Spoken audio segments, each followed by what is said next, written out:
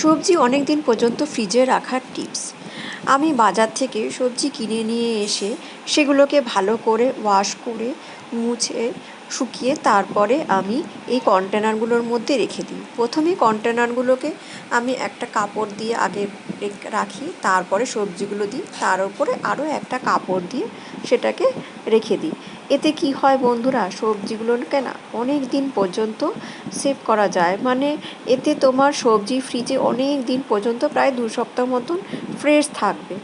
কি হয় না, আমরা যদি ফ্রিজে ডাইরেক্ট রেখে দিই সবজিগুলো, তাহলে সবজিগুলো জলে জলে কেমন একটা নষ্ট হয়ে যায় খুব তাড়াতাড়ি, সেগুলোকে আর বেশি দিন আমরা রাখতে পারি না। তুমি কিন্তু এইভাবে যদি রাখা হয় না, তাহলে আমি দেখেছি সবজিগুলোকে অনেক দিন পর্যন্ত বেশ ফ্রেশভাবে রাখা যায়।